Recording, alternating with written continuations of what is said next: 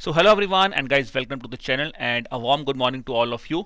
So let's proceed with our next important session on the weekly general awareness classes that we are taking on. So today we are going to discuss about the third week of October, that is from 12th to 18th of October 2024. So guys, if you are new to the channel, we have already taken two sessions, that is हम लोग first to fifth और उसके बाद हमने next week का session जो है वो ऑलरेडी ले चुके हैं और ये वीकली क्लासेस हैं जो हर रोज आपकी सैटरडे को आती हैं at 7 AM on the channel here. एक चीज I were looking at a comment, some of you were saying कि सर क्या हमें सिर्फ ये 25 क्वेश्चंस ही करने हैं. So guys, I should be really honest to you. देखिए, सिर्फ ये 25 क्वेश्चंस नहीं करने हैं. उसका रीजन क्या है? क्योंकि general awareness is like an ocean. यहाँ पे कोई भी एंड नहीं है. तो कभी भी मैं आपको ये नहीं बोलूंगा कि सिर्फ यही 25 क्वेश्चंस आपके एग्जाम में आएंगे, नहीं, क्योंकि वो कुछ भी पूछ सकते हैं. They have the. तो मैं आपको बोलूँगा आप करिए क्या, आप इन सेशंस के अंदर हमें कॉम्प्रीहेंसिव कवरेज कर रहे हैं ताकि आपको एक सेंस ऑफ कंप्लीटनेस मिल जाए ऑफ द इंपॉर्टेंट टॉपिक्स जो एक वीक में आए हैं. उसके अलावा अगर आप कोई भी मंथली कंपाइलेशंस पढ़ रहे हैं तो आप इनको उनके साथ कॉम्प्लीमेंट कर सकते हैं, ठीक है. But I should be honest to you, मैं आपको ये नहीं बोलूँगा कि आप सिर्फ यही 25 क्वेश्चन एग्जाम में आएंगे, तो ऐसा नहीं है यार, क्योंकि जनरल अवेयरनेस बहुत वास्ट है. बट हाँ, हम लोग पूरा ट्राई करते हैं कि जो भी इंपॉर्टेंट टॉपिक्स हैं वो आपके मिस ना हो. तो आप जिन भी चीज़ें पढ़ रहे हैं उनको आप इसके साथ कॉम्प्लीमेंट कर सकते हैं फॉर योर प्रिपरेशन है, ठीक है. चलिए बढ़ते हैं हमारे आज के फर्स्ट क्वेश्चन के ऊपर. So first question is on important book that has recently been release. So recently एक बुक रिलीज हुई जिसका नाम है war. It has been publish, जो कि बेसिकली टॉक कर रही है जो वॉर चल रही हैं, चाहे वो यूक्रेन वॉर की बात करें, हम देख रहे हैं मिडल ईस्ट में बहुत कॉन्फ्लिक्ट्स चल रहे हैं, यूएस प्रेसिडेंशियल रेस, तो उसके बारे में बात कर रही है. तो आपको मुझे बताना है who is the author of this specific book. So the answer to that is, guys, that is option number A, that is Bob Woodward has released this specific report, has released this specific book in this week, ठीक है. सो Bob Woodward जी ने, जो एक American journalist हैं, उन्होंने एक book लिखी है जिसमें उन्होंने काफ़ी टॉपिक्स डिस्कस किए हैं, जिसमें यूक्रेन वॉर के बारे में डिस्कस किया है, मिडल ईस्ट कॉन्फ्लिक्ट्स के बारे में डिस्कस किया है, जो यूएस प्रेसिडेंशियल रेस है दैट इज डिस्कस अबाउट. तो बेसिक चीज़ आपको पता नहीं, यूक्रेन वॉर जो है it's a war between which two countries, it's a war between Ukraine and Russia, ठीक है जी. फिर आ जाता है हमारा मिडल ईस्ट कॉन्फ्लिक्ट जो अभी हम देख ही रहे हैं, जिसको आप बोलते हैं Israel, Iran, Yemen, then you can talk about Lebanon में अटैक्स हुए हैं. तो जो मिडल ईस्ट वाली जो वॉर उसको बोला जाता है मिडल ईस्ट कॉन्फ्लिक्ट्स, जो रिसेंटली अभी देखने को मिले हैं. Then we have the US presidential race और यूएस प्रेसिडेंशियल इलेक्शंस ड्यू हैं, तो उसके ऊपर जो डिस्कशन है that has been discussed in this specific book by Bob Woodward here. Okay, so I would again say guys, जो भी बच्चे काफ़ी रेगुलरली प्रिपेयर कर रहे हैं, खुद करंट अफेयर्स प्रिपेयर कर रहे हैं, तो this is the best time. मैं बोलूँगा आप सिर्फ आंसर्स की तरफ ध्यान मत देखिए, आप देखिए कि जो चीज़ आपने पढ़ी थी आपको ये चीज़ आती है या नहीं आती है. चलिए अब बढ़ते हैं अगले न्यूज़ के ऊपर. So recently mister Manish Tiwari has been announced as the new managing director of Nestle India. तो आपको मुझे बताना है इन्होंने किनको रिप्लेस किया था, ठीक है. And he service is around 26, so he has served for 26 years in Nestle India here. So what's the name of that person? The name of that person is, that's option number is Suresh Narayan. So Suresh Narayan sir को, जिन्होंने अपने 26 years की service देने के बाद now he has decided that he would be retiring as a managing director of Nestle India. So he would now be replaced by Mr. Manish Tiwari, ठीक है जी. चलिए अगला क्वेश्चन है. Recently the India digital agri conference 2024 has been organised, जिसका theme क्या था? Theme क्या ये?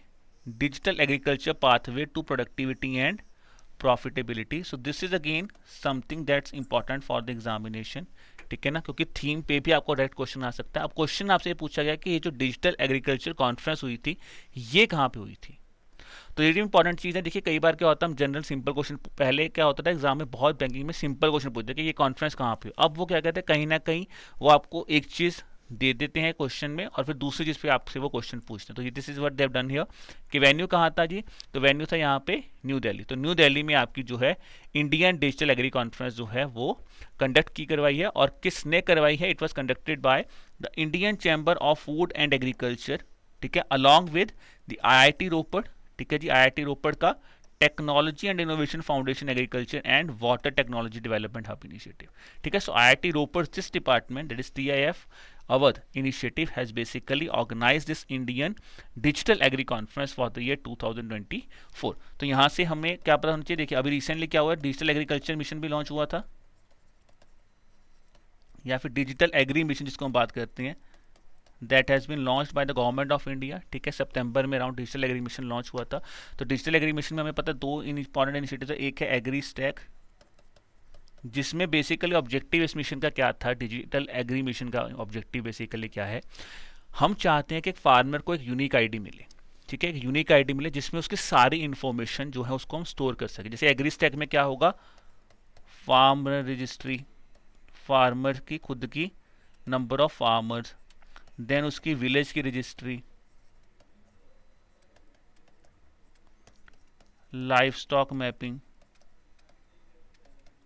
ठीक है, तो ये सारा कुछ उसके अंदर हम करना चाहते हैं, यानी कि काइंड ऑफ स्टैक का मतलब है डाटाबेस बनाना चाहते हो। उसके बाद दूसरा क्या है, दूसरा आता है कृषि डिसीजन सपोर्ट सिस्टम, जहाँ पे हम जो भी डिसीजंस लेने के लिए बातें आ रही है, जैसे वेदर की बात आती है, वेदर मैनेजमेंट की बात आती है। ठीक है, उसके बाद आता है कि कौन सी क्रॉप आपको लगानी चाहिए, कौन सी क्रॉप नहीं लगानी चाहिए। तो ये सारी चीज़ें जो हैं वो बात करते हैं कृषि डिसीजन सपोर्ट सिस्टम के अंदर। अब इसी से जुड़ता मेरा आपसे पहला होमवर्क क्वेश्चन है जो आपको मुझे कमेंट सेक्शन में बताना है, because we know current affairs में ऑब्वियसली ऐसा नहीं है कि हमें जो पढ़ा है, हमें ये भी ध्यान रखना है कि कुछ एडिशनल इन्फॉर्मेशन है। तो प्लीज़ आप वो हमेशा अपने, जब भी आपके पास पीडीएफ अवेलेबल होती हैं तो आप ये चीज़ें एडिशनल अपने पास जरूर रख लीजिए अपने पास, और इसमें इसको ऐड करते रहिए। तो पहला होमवर्क आपके पास क्या है, आपको मुझे यहाँ पर टारगेट बताना है। इसमें कुछ स्पेसिफिक टारगेट्स हैं जो मैं आपसे पूछ रहा हूँ, आपको मुझे कमेंट सेक्शन में बताना है। पहला टारगेट आपको मुझे बताना है कितने नंबर ऑफ फार्मर्स इस इनिशिएटिव के अंदर हम लोग एनरोल कर रहे हैं। तो डिफरेंट टारगेट्स हैं, इनिशियली कितने, उसके बाद कितने नंबर ऑफ फार्मर्स, फिर इसके अंदर एक डिजिटल खारिफ क्रॉप साइकिल। तो डिजिटल खारिफ एक काइंड ऑफ सर्वे होगा, तो आपको मुझे वो बताना है कि वो सर्वे जो है इनिशियली कितने डिस्ट्रिक्ट्स में होगा, उसके बाद हम ऑल ओवर डिस्ट्रिक्ट्स में कब तक उसको रोल कर देंगे। That's about digital kharif mission and the number of farmers. ये दोनों चीजें आपको मुझे बतानी है इन द कमेंट सेक्शन। देखिए, कृषि डिसीजन सपोर्ट सिस्टम के अंदर एक चीज मैं और बताता हूँ, सॉइल मैपिंग भी होगी। अब सॉइल मैपिंग का मतलब क्या होता है, बेसिकली वो आपको बताएंगे आपकी सॉइल की परफॉर्मेंस के बारे में। ठीक है, सो 1:10,000 स्केल में मैपिंग होगा। उसका मतलब क्या होता है कि आपको बहुत ज़्यादा जूमिंग एबिलिटी के ऊपर you could get to know about your soil performance, और इसी के बेस पे साइंटिफिकली आपकी कितनी क्रॉप प्रोडक्शन हो सकती है, वो सब कुछ जो है government wants to develop that thing. तो ये काइंड ऑफ चीज़ थी जो बजट में अनाउंस हुई थी, डिजिटल एग्रीकल्चर मिशन। ठीक है, डिजिटल एग्री मिशन, और ये part of digital public infrastructure था। अब डिजिटल पब्लिक इंफ्रास्ट्रक्चर क्या होता है, कुछ बच्चों के माइंड में आएगा। डिजिटल पब्लिक इंफ्रास्ट्रक्चर सिंपली आप एग्जांपल लीजिए यूपीआई का, एक ऐसा सिस्टम जो कि डिजिटल लेवल पे है, एक इंफ्रास्ट्रक्चर, पब्लिक इंफ्रास्ट्रक्चर जो हर बंदा यूज कर सकता है, और उससे होता क्या है, बड़े लेवल की प्रॉब्लम गवर्नमेंट सॉल्व करना चाहती है। That's in the form of digitisation. जैसे यूपीआई के आप थ्रू आप पेमेंट कर सकते हो, आधार फॉर्म ऑफ आपका डीपीआई है, जिसके थ्रू आप क्या करते हो, आप अपनी आईडी बताते हो। ठीक है, यहां पे भी क्या होगा, एग्री स्टैक के अंदर ही आप एक फार्मर आईडी भी बना दोगे जो कि सिमिलर टू आधार होगी। तो एक चीज याद रखिए, फार्मर आईडी होगी जो कि सिमिलर टू आधार होगी। तो that is a thing you need to remember here. तो ठीक है जी, तो ये था डिजिटल एग्री मिशन। क्योंकि डिजिटल एग्री कॉन्फ्रेंस की हम बात करें तो वहीं से मैंने आपको डिजिटल एग्री मिशन का भी थोड़ा सा ब्रीफ आपको यहाँ पे बता दिया है। चलिए जी, अब बढ़ते हैं अगले क्वेश्चन के ऊपर। So recently who became the youngest person to submit all the 14 peaks which are above 8,000 metre. ठीक है, और इन्होंने सिर्फ 18 ईयर्स ऑफ एज में इसको अचीव कर लिया। तो इनका नाम क्या है, इनका नाम है कामी रीता शेरपा। ठीक है, सो मिस्टर कामी रीता, सॉरी इट्स नॉट कामी रीता शेरपा, इट्स नीमा रिंजी शेरपा। कामी रीता शेरपा जो थे उन्होंने माउंट एवरेस्ट को एक ही टाइम पे 2 बार चढ़ लिया था। ठीक है, so that is the thing that to be remembered here. अब देखिए, नीमा रिंजी शेरपा जो है ये from Nepal, she is from Nepal, और कामी रीता शेरपा भी नेपाल से हैं। So Nima Rinji Sherpa, she has become the youngest person to submit all the 14 peaks about 18,000 metre. इनके पहले रोड रिकॉर्ड इसके पास, that was about Mingma Gyabu Sherpa. So that's the thing you need to remember here. ठीक है जी, और ये 14 पीक्स जो हैं ये लोकेट हो रही हैं इन स्पेसिफिक कंट्रीज के अंदर, जो कौन से, Nepal, China, Pakistan and India. इसी के आसपास ये सारे के सारे जो हैं they are basically being there. अब देखिए, कामी रीता शेरपा ने माउंट एवरेस्ट को maximum amount of time scale up किया है, मतलब मैक्सिमम अमाउंट ऑफ टाइम जो माउंट एवरेस्ट पे चढ़े वो कौन है, उनका रिकॉर्ड है विद द कामी रीता शेरपा हियर। ठीक है, चलिए, तो ये भी नाम आपको याद रखना है। And he is also from Nepal. कामी रीता शेरपा भी कहाँ से, ये भी नेपाल से ही है। चलिए अगला क्वेश्चन आता है, recently the international day for disaster risk reduction was observed, what is the theme for this is observance. Before we come to this thing कि इसकी थीम क्या है, मैं आपसे पहला क्वेश्चन ये पूछना आपको पॉज करके यहाँ पे कि ये रिस्क डे मनाया कब जाता है, the date when is international day for disaster risk reduction observe. तो ये मनाया जाता है जी आपका 13 अक्टूबर, ठीक है जी। तो मुझे उम्मीद है कि आप सबके क्वेश्चन ठीक हो गया कि कौन से डे को मनाया जाता है, 13 अक्टूबर। अब इसकी थीम क्या है, what is the theme for this year's international day for disaster risk reduction. तो guys the answer for that is option number B, empowering the next generation for a resilient future is the theme here. Generally जब भी आप days की बात करोगे तो days हमने काफ़ी पढ़े हैं, पिछले वीक्स में भी, पिछले 2 वीक्स में भी हमने काफ़ी डेज पढ़े हैं, जिसमें इंडियन एयरफोर्स डे हो गया, ठीक है। तो इंपॉर्टेंट क्या है डेज में, अगर आप बैंकिंग एग्जामिनेशन की बात हो तो बैंकिंग एग्जामिनेशन में जनरली 2 से 3 चीज़ें बेसिक पूछी जाती है कि किस दिन वो डे मनाया जाता है, क्या उसकी थीम है। हाँ, और तीसरा इंपॉर्टेंट पॉइंट यहाँ पे क्या होता है, अगर इससे एसोसिएटेड कोई भी स्टेट या किसी स्टेट में ऑब्जर्व किया या किसी कंट्री ने इसको ऑब्जर्व किया स्पेसिफिकली, तो उस कंट्री का नाम। ये 3 बेसिक पैरामीटर्स आपको डेज में पता होना चाहिए जब भी कोई डे न्यूज़ में आता है। ओके, चलिए अब प्रोसीड करते हैं नेक्स्ट क्वेश्चन के ऊपर। अब देखिए ये बहुत इंपॉर्टेंट चीज़ है, इंडियाज फर्स्ट। तो जब भी कोई चीज़ पहली बार होती है उसके बहुत ज़्यादा हाई प्रोबेबिलिटी चांसेस हो जाते हैं कि आपके एग्जाम में क्वेश्चन पूछा जा सकता है। अब क्वेश्चन है जी, India's first demonstration facility for biopolymers was developed by Praj Industries. अब देखो ये जो चीज़ आपने जनरली न्यूज़पेपर्स में पढ़ी है या फिर करंट न्यूज़ में पढ़ते हैं, वो सारी कुछ उन्होंने क्वेश्चन में ही पूछ ली कि न्यूज़ यही थी कि इंडिया का पहला demonstration facility for biopolymers was developed by Praj Industries. Question is being asked from the background of the thing, where is the facility located. तो ये जो डेमोस्ट्रेटर फैसिलिटी है ये बनी कहाँ पे है, this is the question being asked, ठीक है जी। So here are your options: Mumbai in Maharashtra, that is in Bangalore and Pune. Then we have Jejuri in Pune. Jejuri will also be in Maharashtra. Then similarly, ठीक है, Jejuri on Pune in Maharashtra. Then is Hyderabad in Telangana, Vadodara in Gujarat. So answer क्या बनेगा, answer इसका answer option is C, Jejuri. So it's the place name is Jejuri, district बन जाएगी पुणे, और state कौन से, स्टेट बन जाएगी महाराष्ट्र, ठीक है। So this is the point you need to remember here with regards to पहली demonstration facility for biopolymers that has been developed by Praj Industries here, ठीक है जी। चलिए, so Praj Industries ने बनाया है, जेजूरी में है, ठीक है। एंड ऑब्जेक्टिव बेसिकली क्या है, we have developed this thing so that we could increase the production of polylactic acid bioplastic, okay। चलिए, let's proceed with the next question. Now, recently, the first mid-career training program for civil servants from BIMSTEC countries was organized. आपको मुझे बताना है which country was responsible, और या फिर which organization in India was responsible for conducting this specific program. तो आपको मुझे बताना है ये प्रोग्राम कंडक्ट कौन करवा रहा है फटाफट में, ठीक है जी। चलिए, so we have pause this thing for you. मैं हमेशा बोलता हूँ गाइस, अगर आपने प्रिपरेशन की है तो इसका मतलब ये नहीं कि आपको मेरी वेट करनी है कि मैं आपको आंसर बताऊंगा। आप अपने पास हमेशा एक नोटबुक रखा करिए, सुबह सुबह आप उस नोटबुक में आप पहले अपने आंसर्स नोट कीजिए एंड देन फाइंड आउट कि whether my answer is right और रॉन्ग। अगर रॉन्ग है तो क्यों रॉन्ग हुई, क्या मुझे समझ नहीं लगा था क्वेश्चन, या फिर क्या रीज़न था। तो ये चीज़ आपको ज़रूर पता होनी चाहिए। और इसके साथ ही सबसे इंपॉर्टेंट पॉइंट क्या होता है कि जो भी मैं आपको एडिशनल पॉइंट्स बताता हूँ, please note down those points also, वो बहुत इंपॉर्टेंट है, ठीक है।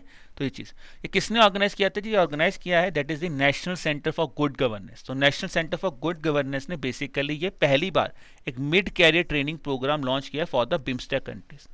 Now the BIMSTEC countries are very very important. पिछली बार मैंने शंघाई कोऑपरेशन ऑर्गेनाइजेशन की बात की थी, एससीओ कंट्रीज की आपके साथ डिस्कशन किया हुआ है। अब बात करते हैं बिम्स्टेक कंट्रीज के ऊपर। अगर आप बिम्स्टेक कंट्रीज की बात करिए तो सबसे पहले देखते हैं इसका full form, it's known as Bay of Bengal initiative for multi sectoral technical and economic cooperation, that is the full form of BIMSTEC, ठीक है जी।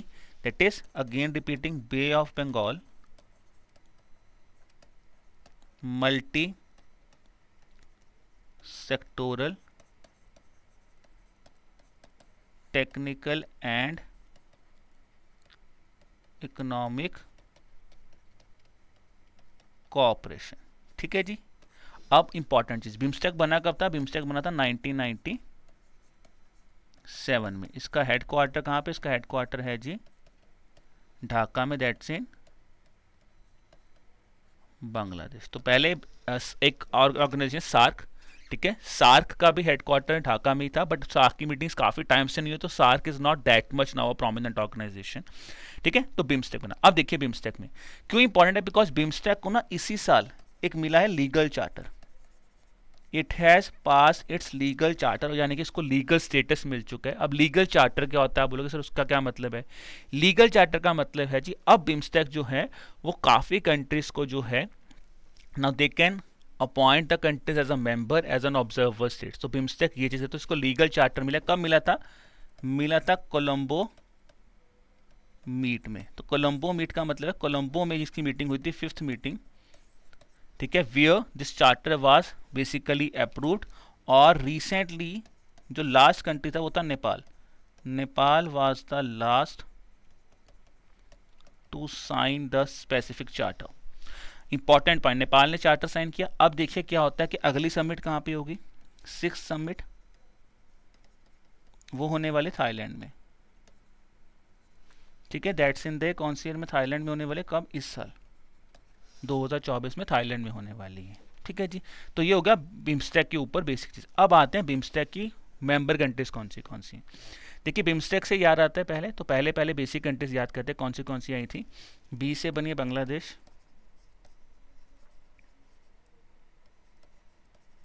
आई से इंडिया, ठीक है जी, एम से आता है आपका म्यांमार। तो ये देखो बे ऑफ बंगाल का जो आसपास के रहे उसी के मेंबर्स बनेंगे, Bangladesh, India, Myanmar, then why Thailand. ठीक है जी, then we have Sri Lanka, Nepal and Bhutan. So these are the 7 member countries of BIMSTEC. अब एक क्वेश्चन अगर आपको, बिकॉज बिम्स्टेक बहुत ज़्यादा न्यूज़ में था, तो इंपॉर्टेंट एक क्वेश्चन ये भी बन सकता है कि यार बिम्स्टेक जो है वो फाउंड कब हुआ था। तो बिम्स्टेक 1997 में बना है, तो बिम्स्टेक किस डेक्लेरेशन के अंडर बना था, ये भी इंपॉर्टेंट है। तो बिम्स्टेक किस डेक्लेरेशन के अंडर बना है, बिम्स्टेक बना है जी बैंकॉक डेक्लेरेशन के अंडर। बैंकॉक डेक्लेरेशन इंपॉर्टेंट है, क्यों लिखवाया, क्योंकि बिम्स्टेक का हेडक्वार्टर ढाका में है, बट ये बना किसके अंडर, ये बना है बैंकॉक डेक्लेरेशन के अंडर। ठीक है, BIMSTEC was recently found under the Bangkok declaration. ठीक है, so that's about the important thing regarding BIMSTEC. तो बिम्स्टेक की मेंबर कंट्रीज कौन सी हैं, बिम्स्टेक की मीट कब होने वाली है, तो ये सारी बेसिक चीज़ें जो हैं वो आपको पता होनी चाहिए। ठीक है, चलिए अब एक क्वेश्चन मैं आपको और पूछ रहा हूँ, तो ये अभी इसका आंसर करेंगे। बिम्स्टेक और एससीओ में कॉमन कंट्रीज कौन सी हैं, शंघाई कोऑपरेशन ऑर्गेनाइजेशन हमने पढ़ा हुआ है, तो बिम्स्टेक और एससीओ में कॉमन कंट्रीज कौन सी हैं। बिम्स्टेक और एससीओ में कॉमन कंट्री एक ही है, वो कौन सी है, इंडिया। तो याद रखिए बिम्स्टेक और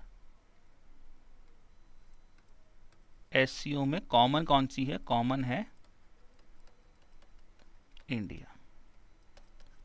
ठीक है, तो ये एक चीज इंपॉर्टेंट है, बिकॉज काफ़ी एग्जामिनेशन में अब ऐसे क्वेश्चन भी पूछने स्टार्ट कर दिए जहाँ पे वो आपको कंडली ये पूछता है कि जो चीज़ें आप पढ़ रहे हो उसका एप्लीकेशन बेस्ड क्वेश्चन से कौन सी कंट्री कॉमन है जी, दोनों में बताओ। और हम सोचते हैं स्टैटिक बेस्ड क्वेश्चन है, कहीं ना कहीं ये भी करंट से डिराइव हो जाता है।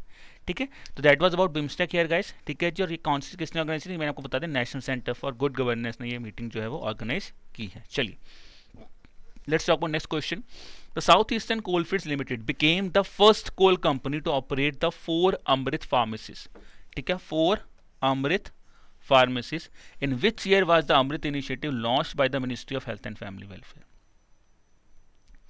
तो आंसर क्या है जी इसका, आंसर है इसका ऑप्शन नंबर सी, 2015 में जी स्टार्ट हुई थी। तो अमृत इनिशिएटिव बेसिकली क्या है, अमृत का नाम है affordable medicine and reliable implants for treatment initiative, that is the AMRIT initiative, जो कि ministry of health and family welfare ने लॉन्च किया 2015 में।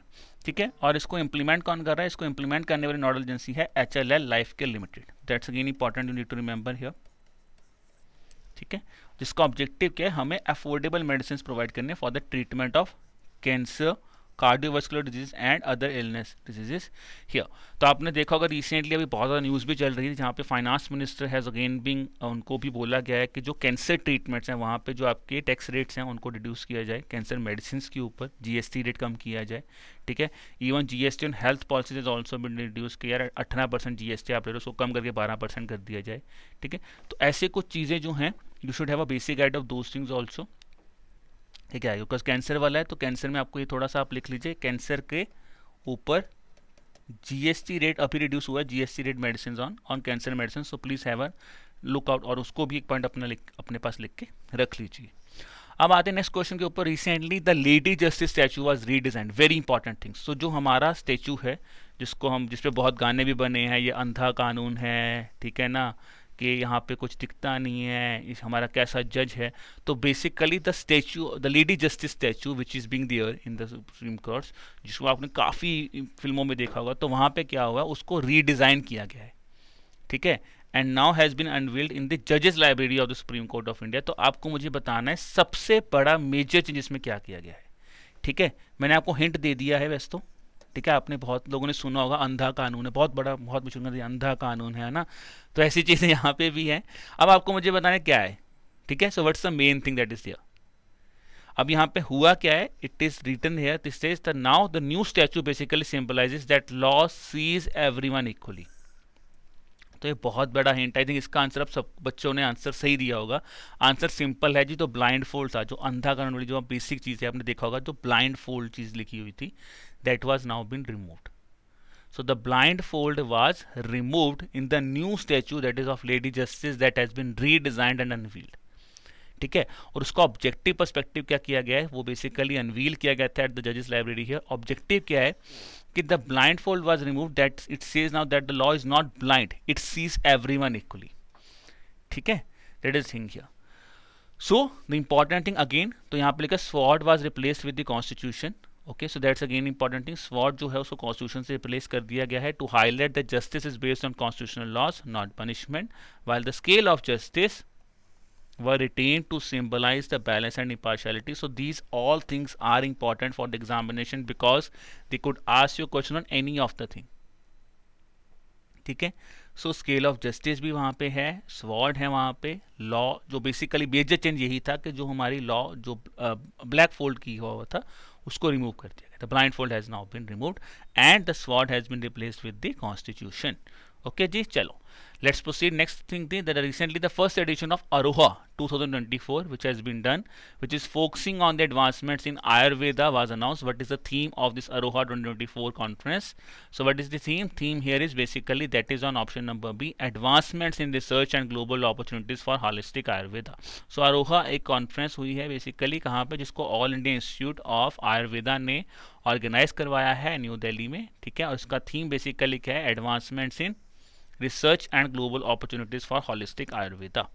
अब बात करते हैं नेक्स्ट क्वेश्चन के ऊपर। So recently you know that there has recently been elections in the state of Jammu and Kashmir and Haryana, ठीक है। So I have asked you question on the chief minister of Jammu and Kashmir, but because हमने पता है हरियाणा के chief minister भी appoint हुए तो वो भी आपको पता होना चाहिए। तो new CM of Haryana is again mister Nayab Saini. सो नायब सैनी जी ही दोबारा हमारे चीफ मिनिस्टर बने हरियाणा के भी, ठीक है। And now if I talk about here, this is a very important thing because Omar Abdullah has been sworn as the chief minister of Jammu and Kashmir. तो important क्या है significance, because he has become the first chief minister after the abrogation of article 370. तो जब 370 article remove हुआ था in the 2019, उसके बाद पहली बार इलेक्शन हुई हैं जम्मू एंड कश्मीर में। किसने जीती हैं, that is by the it's a kind of क्या कह सकते हैं, coalition between National Conference and Congress हुआ, ठीक है। So that is they have won this election. और चीफ मिनिस्टर कौन बने, उमर अब्दुल्ला सर बने। सो उमर अब्दुल्ला सर बिल्कुल सही, first chief minister after the abrogation of article, ठीक है। और उनके पार्टीज को जो है वो 42 सीट्स मिली थी, ठीक है जी। उसके बाद डिप्टी चीफ मिनिस्टर कौन बने ये भी आपको पता है, तो deputy chief minister mister Surendra Kumar Choudhary, ठीक है। सुरेंद्र कुमार चौधरी सर जो हैं वो बने हैं डिप्टी चीफ मिनिस्टर। चलिए जी अगला क्वेश्चन करते हैं। Recently in October 2024 which public sector enterprise was upgraded to Maharatna company. सो बहुत इंपॉर्टेंट है। इंडिया में 3 तरह की कंपनीज होती हैं, सेंट्रल पब्लिक कंपनीज। वो कौन सी होती है जी, मिनी रत्न, फिर आती है नवरत्न, और फिर आती है इनसे बड़ी महारत्ना। ठीक है जी, तो मिनी होती सबसे छोटी, ठीक है, उसको अपग्रेड किया जाता है unto the Navratna companies, and Navratna companies and further got upgraded into the Maharatna companies. We will not go into the nitty gritty because that nitty gritty is not required for the SBIP examination. इतना डिटेल में कभी उन्होंने नहीं पूछा है कि मिनी रत्न का आप एलिजिबिलिटी क्राइटेरिया बताइए, नवरत्न या महारत्न का एलिजिबिलिटी क्राइटेरिया बताइए, but Maharatna I will explain you. Navratna थोड़ा सा मैं आपको बता दूंगा कि मेन ऑब्जेक्टिव नवरत्न में क्या होता है कि नवरत्न कंपनीज के पास सबसे पहले क्या होता है कि ये 1000 करोड़ रुपीस तक की ऑटोनॉमी इनको मिल जाती है। मिनी रत्ना वो कंपनी है जो से इनिशियली जब आती हैं, जब कंपनी अगर उनका परफॉर्मेंस अच्छा है, पिछले 3 साल से प्रॉफिटेबल है, तो गवर्नमेंट उनको मिनी रत्न स्टेटस दे देती है। ठीक है, but the point to be remembered is this is a thing with regards to public sector enterprises. So generally यहाँ पे जो ये स्टेटस दिया जाता है ये पब्लिक सेक्टर एंटरप्राइजेस को जनरली दिया जा रहा है। तो कौन सी लेटेस्ट बनी है, that is answer is option number B, Hindustan Aeronautics Limited. ठीक है, सो हिंदुस्तान एरोनॉटिक्स लिमिटेड 14th हमारा महारत्न बना है। ठीक है जी, जैसे मैं सोलर एनर्जी कॉर्पोरेशन लिमिटेड की बात करूं, या फिर मैं रिसेंटली बात करूं आपका SCCL था, नेशनल फर्टिलाइजर्स लिमिटेड था, हुडको था, वो क्या बनी है, वो नवरत्न कंपनीज बनी है। तो काफ़ी कंपनीज नवरत्न बनी थी प्रीवियसली, बट महारत्न बहुत टाइम बाद बनी है, तो it's a very important high chance कि इससे क्वेश्चन आपको डायरेक्टली पूछा जा सकता है। ठीक है जी, अब इनके पास ऑटोनॉमी क्या दी गई है, इनके बाद बोला है कि now they can make an investment up to 15% of its net worth and up to ₹5,000 crore in foreign ventures without government approval. तो वहाँ पे 1000, यहाँ पे 5000 करोड़ का अप्रूवल जो है वो दिया गया है। इंपॉर्टेंट डिस्कस करते हैं कि महारत्न कंपनीज क्या होती है। महारत्न स्टेटस, अगर मैं सबकी स्टेटस की बात हो तो status are given by the finance ministry, implementing agencies, Department of Public Enterprises. और क्राइटेरिया क्या देखिए, सबसे पहला मैंने आपको बोला मिनी रत्न कंपनी अपग्रेड होगी, जैसे हम क्लासेस में अपडेट होते हैं ना, पहले हम छोटी क्लास में, उससे बड़ी में, उसमें इसमें भी वैसे ही है। पहले आएंगे मिनी रत्न कंपनीज, ठीक है, मिनी रत्न कंपनीज अपग्रेड होकर बनते हैं नवरत्न कंपनीज। फिर यहाँ पे अगर आप नवरत्न कंपनी हो तो आप प्रमोट होकर बन जाते हो महारत्न कंपनी। ठीक है, और अगर आपको फिर भी लग रहा है गाइस नहीं, आप चाहते हो कि मैं अगली क्लास में नवरत्न और मिनी रत्न भी समझाऊं, तो आप मुझे कमेंट सेक्शन में बता देना, I would try to explain, मैं वो भी आपको बता दूं, कोई चक्कर नहीं, बट मुझे लग रहा नहीं इतनी रिक्वायरमेंट है, that's why I am not picking up that thing here. ठीक है जी, अब इनका इंपॉर्टेंट चीज है कि कंपनी सबसे पहले लिस्टेड होनी चाहिए on the Indian stock exchange, they should comply with the regulations regarding public shareholding. देखो, public shareholding with the Securities Exchange Board of India, तो जो भी सेबी के regulations हैं with regards to public shareholding, they should manage that thing also. Now comes to the financial performance. Their annual turnover should be over ₹25,000 crore in the last 3 years. Average annual net worth, जो average annual net worth that should be exceeding 15,000 crore rupees during the same period, that is during the last 3 years. और average annual net profit after tax, ये turnover है, ये net worth की बात कर रहा, और फिर बात कर रहा है average annual net profit after tax, it should be greater than 5,000 crore in the last 3 years here. और ऑब्वियसली बात है, अगर आप लिस्टेड कंपनी और आप एक अच्छा परफॉर्मेंस कर रहे हो, तो सबसे इंपॉर्टेंट पॉइंट क्या है, they should have a global presence also. ठीक है, it should have a significant international operation and it should have a global presence here.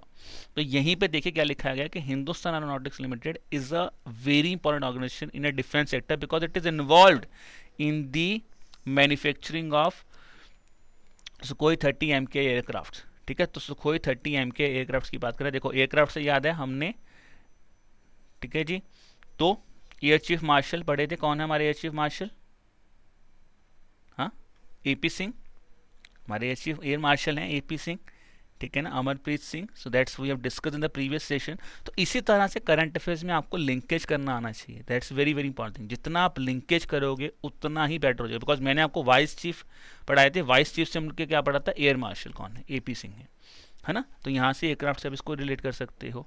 चलिए, let's talk about now the Maharatna company. तो सबसे पहले महारत्न company India में कौन सी बनी थी, वो ये बनी थी भेल।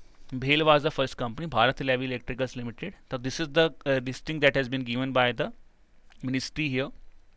So these are the name of the country, name of the organizations who have been given the Maharatna status by the government of India. तो मैंने कहा आपको सारी 14 की 14 याद करनी है, बट हाँ प्रोमिनेंटली जो इंपॉर्टेंट न्यूज़ में चल रही हैं, you should have a basic idea. तो लास्ट की 3 I would say have an idea, और शुरू की 3, ये आपको पता होना चाहिए, बिकॉज वो ये भी पूछ सकते कि भारत हैवी इलेक्ट्रिक लिमिटेड पहली थी, दूसरी कौन सी है, तो it would be Bharat Petroleum Corporation Limited. तो first 3 and bottom 3 you should have an idea, बाकी एक बार वैसे ही आप इसको एक बार रीड कर लीजिए, ठीक है। चलिए let's talk about next question. Recently the Union Minister for Education has announced the establishment of AI Center of Excellence. Now this AI Center of Excellence will be focusing on which specific thing? ठीक है जी, किस चीज़ पे focus करेगा? It is sing finance, defence और environment, या फिर health care, agriculture and sustainable cities, energy, transport and infrastructure, education, technology and research, या फिर industry, commerce and governance. So answer here is that is it will focus on health care, agriculture and sustainable cities here. Now if I talk about here, so basically these are centers of excellence have been announced by the Union Minister for Education, जिसका objective simple है, we want to promote researches, education research. Basically we want to promote interdisciplinary research where we want to develop solutions and create an effective AI ecosystem. देखिए AI ecosystem की बात कर रहा हूँ, अभी मैं आपको इसी सेशन में इंडिया AI मिशन के बारे में भी पढ़ाऊंगा, so you would link it that thing here with that question also, ठीक है। तो AI बहुत इंपॉर्टेंट है। मैंने स्टार्टिंग में आपको पढ़ाया था डिजिटल एग्री, वो भी AI ओरिएंटेड चीज़ें हैं, ठीक है जी। अभी AI centres of excellence India बहुत बना रहा है। डिजिटल पब्लिक इंफ्रास्ट्रक्चर, वो अगेन कहीं ना कहीं AI से इंटरलिंक कर जाता है थोड़े टाइम बाद, कि हम लोग आर्टिफिशियल इंटेलिजेंस को यूज़ करने वाले हैं वहाँ पे भी, ठीक है। अब इसके लिए government has allocated 990 crore rupees, ठीक है, and has approved this amount till the year financial year this 23-24 to the financial year 27-28 rupees here. Now for health care, the center of excellence will be developed by IIT Delhi along with AIIMS, that is All India Institute of Medical Studies. Now for agriculture it will be IIT Ropar. देखो आज हमने पढ़ा था ना अभी digital agri mission, तो digital agri conference कहाँ पे हुई है? रोपड़ में हुई थी। तो वहाँ पे याद रखो, Ropar is Punjab, Punjab is agriculture, तो रोपड़ पंजाब से, रोपड़ में एग्रीकल्चर, पंजाब में एग्रीकल्चर होता है, तो ऐसे याद कर लो, agriculture is Punjab Ropar. Then is sustainable cities, तो सस्टेनेबिलिटी कहाँ पे दिखी है? कानपुर में दिखी है, ठीक है। हेल्थ केयर सबसे बड़ा इंस्टीट्यूट जिसका नाम सुनते हो हेल्थ में, जिसका एम्स का नाम सुनते हो दिल्ली में है, तो उसका दिल्ली आ गया। एग्रीकल्चर रोपड़ से, और सस्टेनेबल सिटी कौन सी है? कान पकड़ लो सस्टेनेबल सिटीज बनाने के लिए, दैट इज कानपुर, ठीक है। That is how you could remember this thing. Now this thing it says an industry heavy apex committee will also be set up which would be chaired by doctor Sridhar Vembu, ठीक है, जो Zoho के founder हैं, Zoho corporation के, ठीक है। For the overseas implementation he will be chairing this specific industry heavy committee here. So I think this is clear on this thing guys, के 3 CA है, कौन से हेल्थ, एम्स और Delhi, agriculture Ropar and Ropar will be here, and for sustainable cities it would be IIT Kanpur. चलिए जी next question आता है। Recently the union finance minister has release the first instalment of 15th finance commission grants for rural local bodies. अब आपको मुझे बताना है this 15th finance commission की जो फर्स्ट ग्रांट है for rural local bodies has been given for which 2 states, which 2 Indian states? So answer to that is option number C, Andhra Pradesh and Rajasthan. So recently क्या है, यूनियन गवर्नमेंट ने first instalment release किया of the 15th finance commission grants for the rural local bodies in Andhra Pradesh and Rajasthan. Very important, because पहली बार कुछ ऐसा हुआ है, फर्स्ट इंस्टॉलमेंट है, वेरी इंपॉर्टेंट, ठीक है। अब बेसिकली ना 2 तरह के ग्रांट्स होते हैं, तो united grants, it is then is known as tied grants. So because these terms were seen in news, so I thought let's explain you these terms also. What is united grant? It says these grants are basically to be used for local needs across the 29 subjects under the 11th schedule of the Indian Constitution, ठीक है जी। तो हमें पता हमारा 11th schedule किससे relate करता है? It's talks about the panchayati raj institution. So यहीं पे वो बात कर रहे हैं, 11th schedule is talking about panchayati raj institutions. तो यहाँ पे 29 subjects under the 11th schedule of Indian constitution, ठीक है जी। एग्रीकल्चर, रूरल हाउसिंग, उसके लिए जो पैसा दिया जाता है that is known as united grants. Then we have tied grants. Tied grants is says as in names tied, tie किसी के साथ टाई करना। So basically these are the grants which will be use for core services which will include sanitation, maintaining of open defecation free status, water management. तो किसी चीज़ से tie किया जाएगा, यानी कि कोई कोर सर्विस है उसके लिए ये फंड स्पेसिफिकली दिए गए हैं, ठीक है। तो that is the thing you need to remember here. Clear about this part guys, ठीक है जी। चलिए अब बढ़ते हैं नेक्स्ट क्वेश्चन के ऊपर। Recently the united nation general assembly has elected 18 new members to the human rights councils for the year 2025-2027। आपको मुझे बताना है इसमें से कौन सी कंट्री आउटगोइंग मेंबर है, which country is an outgoing member of this council? Outgoing member, so outgoing member is India. India is the outgoing member. So recently the UNGA has announced that they would be electing 18 new members to the Human Right Council for the year 2025 to 2027. तो outgoing member कौन है? India है, ठीक है ना. अगर मैं बात करूँ इलेक्शन प्रोसेस, तो members were selected by a separate ballot for 3 years term.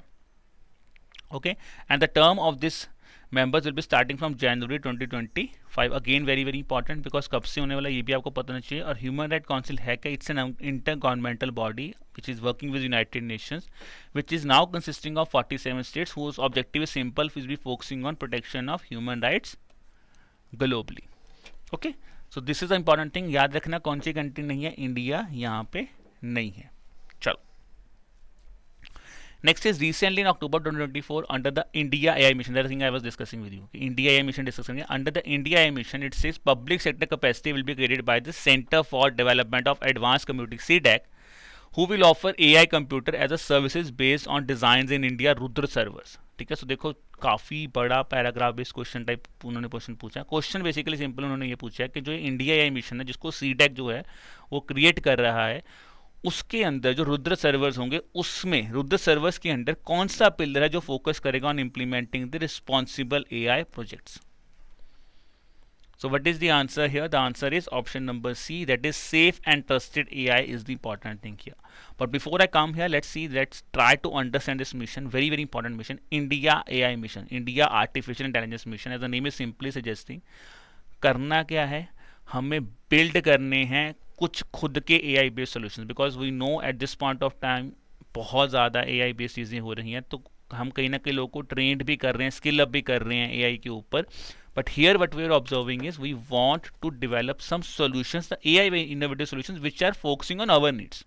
Okay, now it is working under Ministry of Electronics and Information Technology, very important. For this around 10,371 crore rupees has been allocated, that has been allocated for the upcoming 5 years. जिसमें से बोला गया 2,000 crore rupees will specifically 2,000 crore rupees would be given to develop the indigenous AI based solutions. ठीक है जी, indigenous AI based solutions जिसको implement कर रहा है India AI independent business division, that is IBD, which will be working under digital India corporation. ठीक है, अब ये करना क्या चाहते हैं, जैसे मैंने आपको बताया कि इंडिया बेस्ड सॉल्यूशंस है ना, we want to set up a comprehensive ecosystem that will basically working on the AI innovations which are working across various sectors. जैसे अभी हमने सेंटर ऑफ एक्सीलेंस की बात की, एग्रीकल्चर में बनाना चाहते हैं, ठीक है, हेल्थ पे बनाना चाहते थे centre of excellences, centre of excellence on sustainable cities, that is about centre of excellence. But here it is talking about the catalysation, मतलब AI इनोवेशन हम नई से नई लेके आना चाहते हैं. ठीक है, अब इसका कंपोनेंट्स क्या है जी, देखिए इंडिया AI जो कंप्यूट है, बेसिकली इंडिया AI की मैं बात करूं, so it has an India AI compute and capacity building initiative. ठीक है जी, which will be building a scalable AI computer ecosystem. तो इंडिया AI कंप्यूट कैपेसिटी जो कि इंडिया का एक स्केलेबल AI कंप्यूट सिस्टम बनाएगा, जिसका ऑब्जेक्टिव क्या होगा, हम लोग 10,000 प्लस ग्राफिक प्रोसेसिंग यूनिट्स बनाएंगे, so that objective is to basically AI की एक मार्केट प्लेस बना सके फॉर द सर्विसेज. ठीक है जी, अब इसके अंदर once built AI infrastructure will be merged with second phase of national super computing mission, important thing.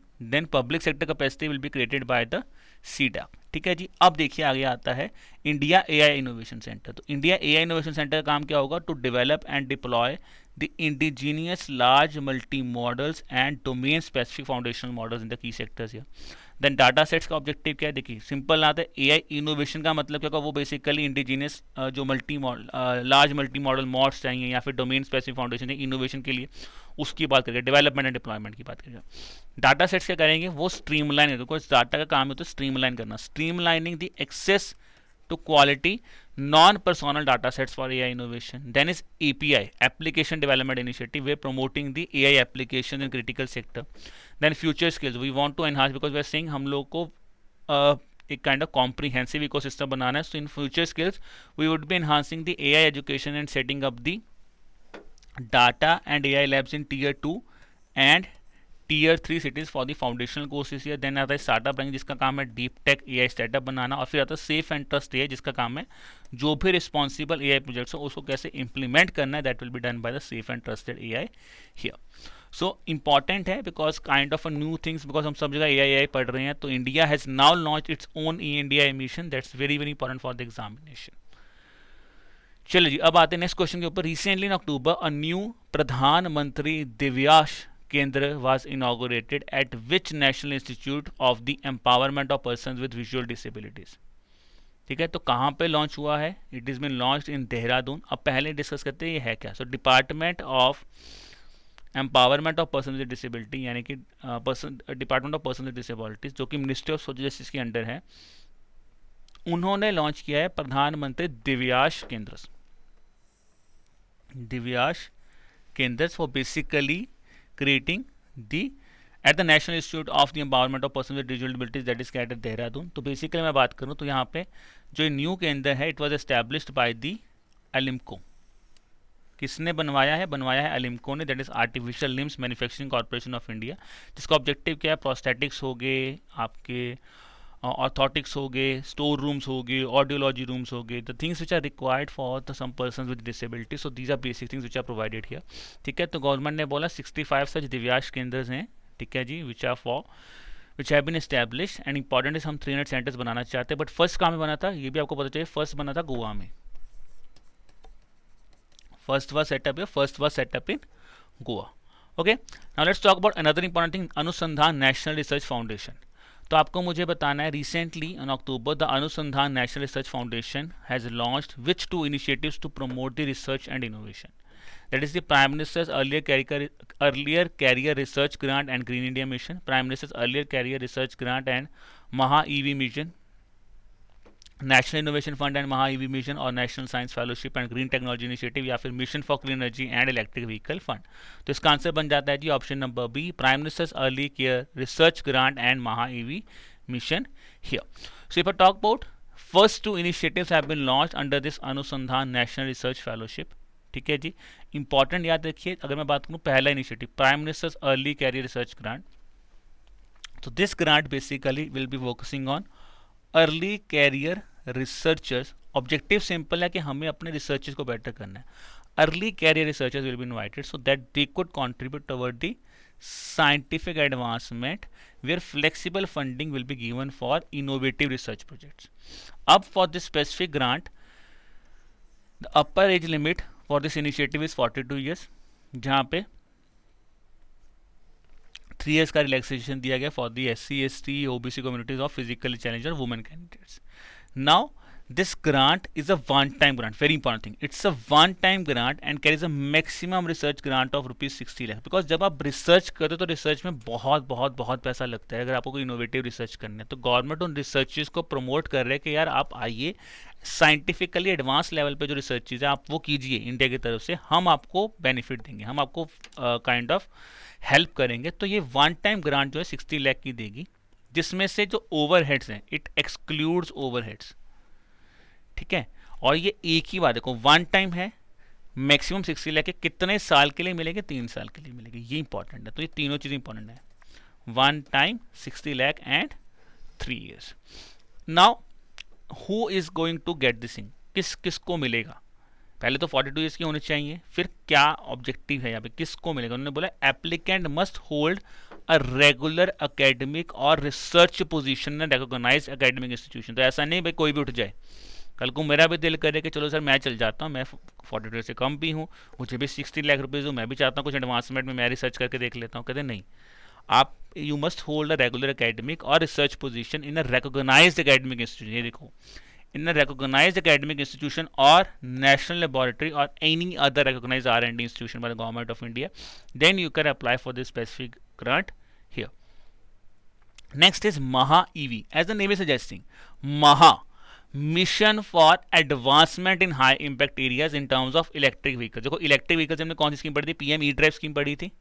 ठीक है, अभी पढ़ के आए PM E-Drive स्कीम। तो देखो अब यहाँ पे एक चीज़ समझो, गवर्नमेंट फिर कहीं ना कहीं क्या कर रहा है, इलेक्ट्रिक व्हीकल्स को प्रमोट कर रहा है ना, यहाँ पे भी आके तो बोल रहा है कि भाई हमें तो बैटरी सेल्स चाहिए, पावर इलेक्ट्रॉनिक मशीन्स, चार्जिंग, अब आप उस पर भी रिसर्च करिए। ठीक है, तो ये चीज़ है, ये फोकस कर रहा है on developing the electronic vehicle company, जिसमें बैटरी सेल्स पावर्स हो गए, power electronics machines, charging infrastructure, so that we could reduce import dependency and promote the domestic innovation here. ठीक है, अब ये भी अनुसंधान नेशनल रिसर्च जो हमारा फंड है उसका एक advancement in high impact area यानी कि महा इम्पैक्ट प्रोग्राम जो है ऑब्जेक्टिव है so that we could catalyse multi institutions, multi discipline and multi investors to collaborate in tackling the critical scientific challenges in terms of implementing the electronic vehicles in India. It would basically focus on 3 critical technologically vertical जिसको बोलता है tropical EV.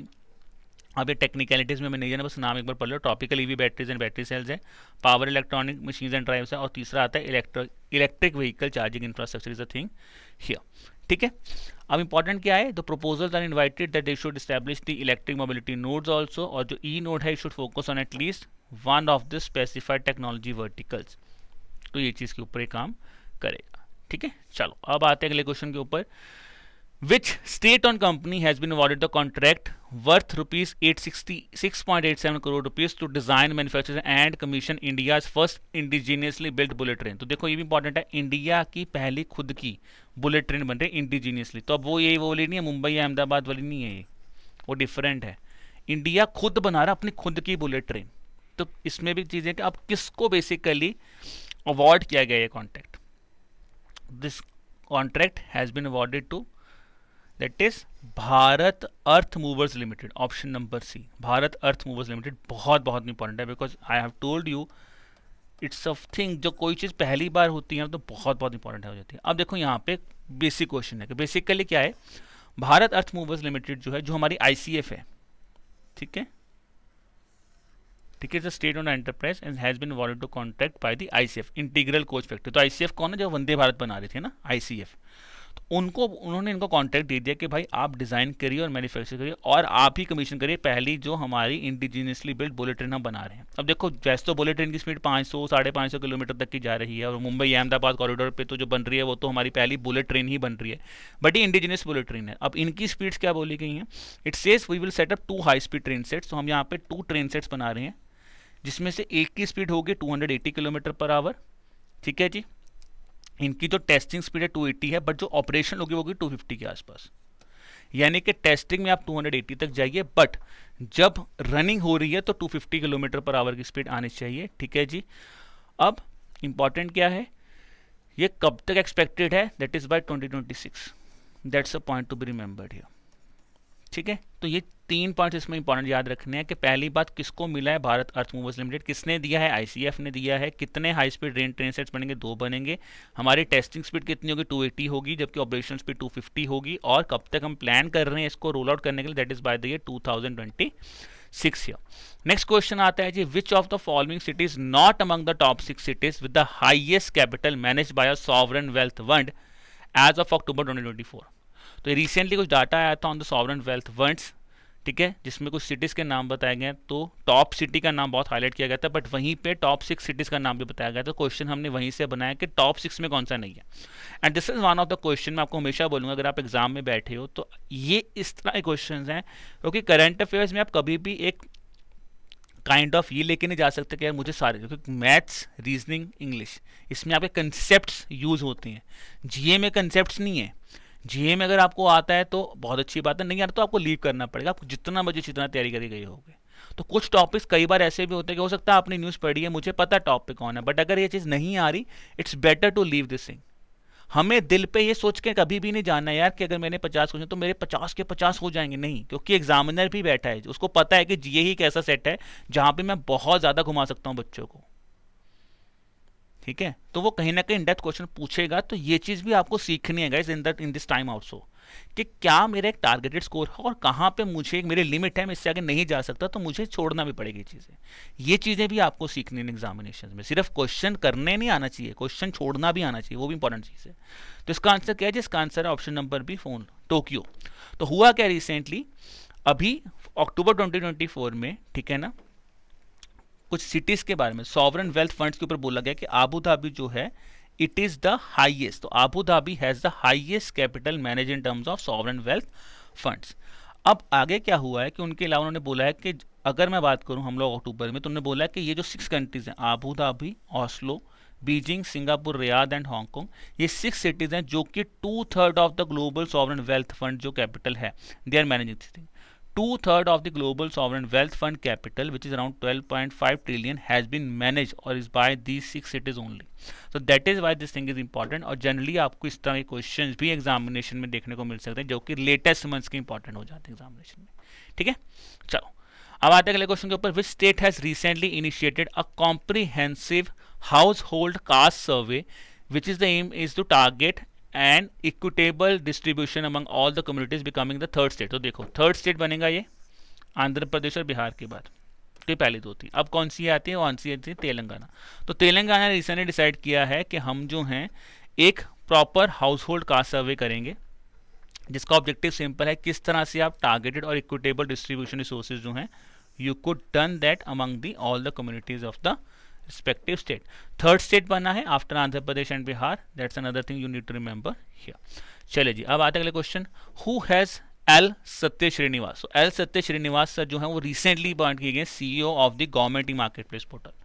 ठीक है जी, बहुत important portal है L सत्य श्रीनिवास जो है. तो ये बहुत इंपॉर्टेंट अपॉइंटमेंट है from the perspective of the examination.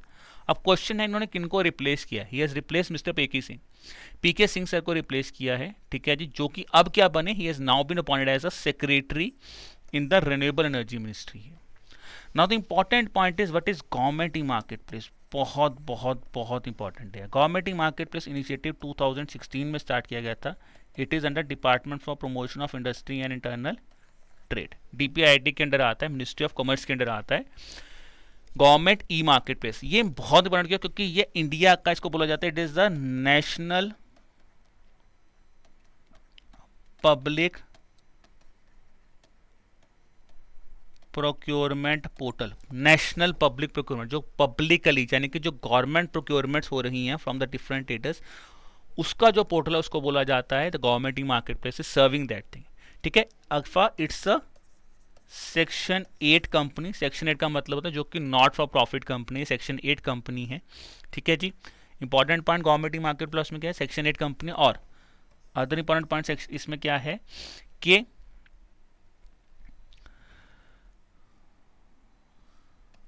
हाँ जी, सेक्शन 8 है 2016 में बनी थी और 2017 में इसका एक स्पेशल पर्पस व्हीकल बनाएगा यानी कि एक पोर्टल बनाएगा. तो जो government e market place portal था वो as a special purpose vehicle बना था under the government e market place in the year 2017. तो ये चीज़ें आपको गवर्नमेंट ई मार्केट प्लेस में बारे में पता चलिए. 2016 में बना था. किसके अंडर आता है? Department for promotion of industry and internal trade के अंदर आता है. ये सेक्शन 8 कंपनी है. सेक्शन 8 कंपनीज क्या होती हैं? वो नॉट फॉर प्रॉफिट कंपनीज होती हैं. इसका मेन ऑब्जेक्टिव क्या है? एक नेशनल पब्लिक प्रोक्योरमेंट पोर्टल है from the government of India. और 2017 में इसी के अंडर एक स्पेशल पर्पस व्हीकल जो है वो गवर्नमेंट ऑफ इंडिया ने एस्टैब्लिश किया था. ठीक है, so clear about this government e market place. देखिए आज हमने दो बहुत बड़े इनिशिएटिव्स पढ़े हैं, डिजिटल एग्री मिशन और गवर्नमेंट ई मार्केट प्लेस. ये दोनों चीज़ें आपको अच्छी तरह पता होनी चाहिए. ठीक है, so please note down this things in your notes also. चलिए अब बात करते हैं. देखिए मैंने हमेशा बोला जब भी हम ये सेशंस को अगर आप देख रहे हैं कंसिस्टेंटली तो इनिशियली हम पहले जीए की न्यूज़ डिस्कस करते हैं, फिर हम एंड में कुछ स्कीम्स या रिपोर्ट्स डिस्कस करते हैं. तो आज भी कुछ इंपॉर्टेंट स्कीम्स हैं जो न्यूज़ में हैं जो मैं आपके साथ डिस्कस करूंगा. सबसे पहले इज़ द समर्थ स्कीम. तो रिसेंटली अभी कुछ ही दिन पहले समर्थ स्कीम है मिनिस्ट्री ऑफ टेक्सटाइल की, उसको एक्सटेंड कर दिया गया है. तो आपको मुझे बताना यहाँ पे कौन सी स्टेटमेंट सही है with regard this Samarth scheme which has been extended by the government of India. It aims to impart employment skillings to the 3 lakh personals with a outlay of 495 crore rupees. The scheme covers the entire value chain of textile including spinning and weaving. तो क्या ये सारी value chain को include करता है? The scheme has been extended by 2 more years, that is until March 2026. So which of the following statements are correct here? ठीक है, और आप अगर आप एग्जामिनेशन को ध्यान से देख रहे हो तो कहीं ना कहीं जो आपकी स्टेटमेंट बेस्ड क्वेश्चन है वो बहुत ज़्यादा आते हैं आपकी स्कीम्स के ऊपर. स्कीम्स के ऊपर वो बेसिक स्टेटमेंट से क्वेश्चन आपको काफ़ी पूछ रहा है. So guys answer here is option number C, that is 1 and 3 is the right answer here. Second क्यों गलत है? क्योंकि ये स्पिनिंग एंड वीविंग को एक्सक्लूड करता है. ठीक है, इट एक्चुअली एक्सक्लूड्स, कवर करता है बट एक्सक्लूड करता है स्पिनिंग और वीविंग को. अब आते हैं स्कीम के ऊपर. समर्थ का नाम क्या? It's a scheme for capacity building in textile sector. So कैसे हम एक गेनफुल और सस्टेनेबल एम्प्लॉयमेंट दे सकें in the textile sector, that is what this scheme is all about है, जिसका जो मिनिस्ट्री ऑफ टेक्सटाइल के अंडर लॉन्च हुई थी. Objective is basically first of all to skill the youth for gainful and sustainable employment in technical sector. अब ये जो job है या एम्प्लॉयमेंट है वो कहाँ से मिलेगी? For that first of all we will provide them a demand driven और placement oriented skills that is will be done under the national skill qualification framework. ठीक है, skilling programmes will be done so that we could incentivise and supplement the efforts of the industry in creating jobs. क्योंकि obviously अगर आप textile sector में हो तो कुछ basic techniques चाहिए ना, बेसिक स्किलिंग तो चाहिए होगी। तो भाई अब ये तो नहीं कंपनी बोलो कि भाई चलो आप ही सारी स्किलिंग कर दो, बोला नहीं, NSQF के अंदर कुछ स्पेसिफिक प्रोग्राम्स हैं, हम वो इंसेंटिवाइज करेंगे कि आप उनको करिए और supplement the efforts of the industry in creating the jobs in the organised textile and related sectors which will cover the entire chain of textile. देखो यहाँ पे लिखा एक्सक्लूडिंग स्पिनिंग एंड वीविंग, यही पॉइंट जो था उन्होंने क्वेश्चन में पूछा गया। फिर बात किया गया we would promote the skilling and skill upgradation. So to promote skilling and skill upgradation the traditional sector of, in the traditional sector of handlooms, handicrafts, sericulture and jute, that will be done here and to enable the provisions of sustainable livelihood either. तो किस तरह से आपको sustainable livelihood देनी है, by either wage or self-employment to all sections of the society across the country here। ठीक है जी, monitoring and implementation of this specific scheme is being done by a web-based एक management information system है जो कि कौन कर रहा है, सेंटर उसको मैनेज कर रहा है। रिसेंट अपडेट्स क्या है जी, 2026 तक स्कीम को एक्सटेंड कर दिया गया है और financial outlay for the scheme that has been extension period is 495 crore rupees. ठीक है, that's the financial outlay for extension period, और एक्सटेंशन पीरियड का ही फाइनेंशियल आउटले याद रखना। जब ये स्कीम लॉन्च हुई थी अराउंड 2010 के आसपास की स्कीम है, ठीक है, क्योंकि ऑफिशियली ईयर लॉन्च नहीं, बस यही लिखा हुआ था कि 2010 में ये पोर्टल स्टार्ट हो गया, तो अभी नहीं पता ऑफिशियली कब से स्टार्ट हुई थी, बट हाँ फाइनेंशियल आउटले इंपॉर्टेंट डेज के कब तक एक्सटेंड हुई है ये इंपॉर्टेंट है, मार्च 2026 तक। ठीक है जी, क्या फाइनेंशियल आउटले 495 करोड़ रुपीज़, और इस एक्सटेंशन के अंदर हम चाहते हैं we would be basically skilling 3 lakh personals here. Okay, now let's talk about another important scheme that is was seen in the RBI की वेबसाइट पे देखी गई। तो recently in October the government has extended the interest equalisation scheme on pre and post shipment rupee export credit. Guys अगर आप इस exam को बहुत ध्यान से देख रहे हो तो आप देखोगे कहीं ना कहीं यहाँ पे इस एग्जामिनेशन में RBI में जो स्कीम्स RBI की वेबसाइट पे जो स्कीम्स देखी जा रही है तो वो कई बार क्वेश्चन में पूछी गई हैं। ठीक है, इंटरेस्ट इक्वलाइजेशन स्कीम पर उन्होंने क्वेश्चन पूछा हुआ है, ठीक है ना। तो इंटरेस्ट इक्वलाइजेशन है या फिर इंटरनल ऑबर्ट्समेंट scheme, sorry not interest equalisation, internal ऑबर्ट्समेंट स्कीम पे क्वेश्चन पूछा हुआ in the previous papers, so that's why they are important. ठीक है, तो ये बिकॉज RBI ने लॉन्च किया और RBI कुछ चेंजेस करते हैं स्कीम्स में तो वो इंपॉर्टेंट बन जाते हैं। आपको मुझे बताएं यहाँ पे कौन सी स्टेटमेंट सही है, बिकॉज यहाँ पे भी एक्सटेंशन हुआ है। The scheme is primarily meant for exporters from labour intensive sectors and MSME manufacture exports. The scheme provides 3% interest equalisation to all manufacturers under any HS line. तो हार्मोनाइज सिस्टम लाइन बोला जाता है। HS का मतलब मैं पहले बता दूं यहाँ पे क्या होता है, इसको बोलते हैं हार्मोनाइज सिस्टम, हार्मोनाइज्ड सिस्टम। तो ये बेसिकली क्या होता है, ये एक यूनिक कोड है फॉर द ट्रेड प्रोडक्ट्स। तो इंटरनेशनली एक यूनिक ट्रेड प्रोडक्ट बनाया गया जिसको बोला जाता है हार्मोनाइज लाइन, तो इसको हार्मोनाइज सिस्टम कोड बोला जाता है, HS कोड। ठीक है, तो उसकी बात हो रही है। Then it says the scheme has now been extended again for 3 months until 31st of December 2024। तो पहले अगस्त तक हुई थी, पहले जुलाई में थी, फिर आई थिंक सितंबर तक हुई थी, अब उसको दोबारा एक्सटेंड किया गया। तो आपको बताना कब तक एक्सटेंड किया गया। तो आपको पूछा कौन सी स्टेटमेंट यहाँ पे करेक्ट है, तो यहाँ पे का आंसर है again option number B, 1 and 3 is the right answer है। ठीक है, अब आते हैं स्कीम के ऊपर, interest equalisation scheme on pre and post shipment. So basically government has now given the extension to the scheme that is till December 31st 2024। ठीक है जी, अब अगर मैं बात करूं interest equalisation scheme on pre and post shipment, तो ये स्कीम जो है it was started in the 2015। It is working under ministry of commerce and industry. Now here is the important thing, if it's a scheme of ministry of commerce and industry तो RBI का role क्या है, क्योंकि ये देखिए next line, it is implemented by RBI। It is implementation is done bye reserve Bank of India through its various public and non public sector banks. ठीक है, public and non public sector banks here, and it is monitored by the directorate general of foreign trade and RBI। Objective simple, interest equalisation scheme. तो basically क्या है, जो अगर आप pre और post shipment credit जो देते हैं एक्सपोर्टर्स को, यानी कि जो बंदा एक्सपोर्ट करना चाहता है देयर प्रोडक्ट्स, उनको जो लोन दिया जाता है उनको कुछ ना कुछ इंटरेस्ट में रियायत देना, इंटरेस्ट कम करना, that is the simple objective here, to help the exporters from identified sectors and all MSME manufacturer exporters to avail some sort of export credit at a competitive rate so that their export sectors could compete internationally. Duties कम लगे। ठीक है, and now the scheme has been extended till 31st of December 2024। अगर मैं बात करूं तो guys इसका फाइनेंशियल एलोकेशन था 9,538, बट अब एडिशनली 2,500 करोड़ रुपीज दिए गए हैं फॉर द स्कीम। अब आते हैं जी रेट ऑफ इंटरेस्ट इक्वलाइजेशन। देखिए अब वो स्कीम गलत, क्वेश्चन गलत क्यों? देखो सबसे पॉइंट क्या है, rate of interest equalisation.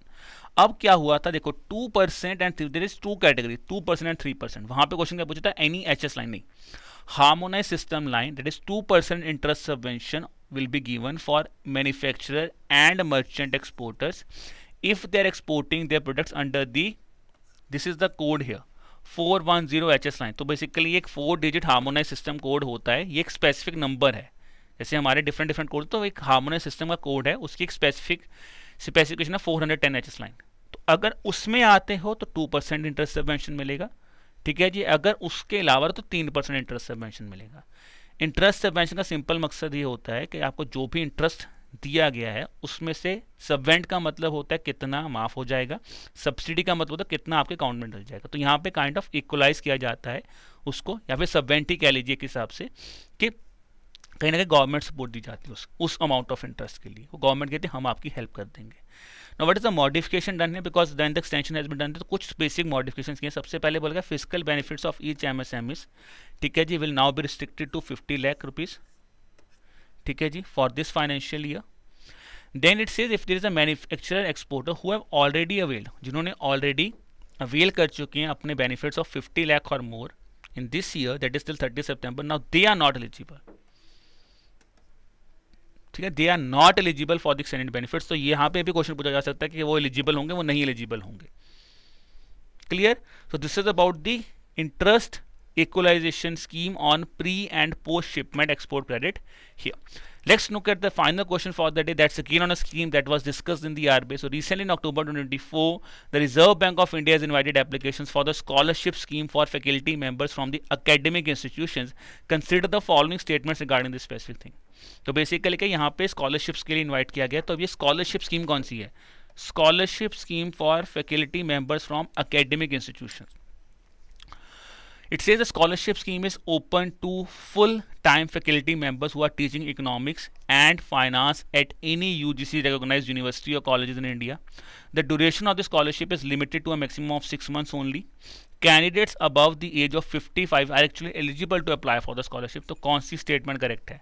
Now if you see this kind of question, मैं again honestly बोलूँगा guys, अगर आपको आता है तो बहुत अच्छी बात है, अगर नहीं आता तो बेटर है कि इस तरह क्वेश्चन को लीव कर देना, ठीक है। मैं आपको बार बार बता रहा हूँ आज के सेशन में कि हमें दिल पे ये रख के नहीं जाना कि यार मेरा कैसे ऐसा कैसे हो सकता है, नहीं, अगर नहीं आता बेटर है to leave that question, to try to focus on the next question, ठीक है। इसका आंसर क्या है जी? इसका आंसर है option number 1 only. So let's look at the thing here, ठीक है जी। तो ये जो स्कीम है scholarship scheme for faculty members from academic institutions, so this year RBI basically उन्होंने बोला है कि they want the people to apply for the scheme. So the aim here is basically to bring on board scholars, ठीक है जी, scholars जो कि objective, जिनका objective है to undertake and focus on the critical projects, ठीक है जी, by contributing to the RBI research universe. तो क्रिटिकल प्रोजेक्ट्स जो हैं उनको कैसे उनकी रिसर्च हो सकती है उसके ऊपर ये रिसर्च करेंगे। And these researches will basically being launched with an objective to increase awareness about the activities of RBI among the faculty members and student communities and to provide these people the exposure to the faculty members, जहाँ पे वो exposure किसको देना चाहते हैं? to the members who are teaching economics और finance और different area activities of operation in RBI, ठीक है। तो बेसिकली क्योंकि आरबीआई की जो रिसर्चेज होंगे वो कहीं ना कहीं फाइनेंस ओरिएंटेड होगी, तो इसलिए उन्होंने बोला है कि भाई अगर आप इकोनॉमिक्स से हो या फाइनेंस सेक्टर से, तभी हम उनको ही बेसिकली यहाँ पे इंश्योर करना यहाँ वहाँ पे लेना चाहते हैं। So that is the thing, eligibility full time faculty members who are teaching, it's a full time faculty members teaching in economics और finance in any UGC recognized institutes or universities or colleges in India.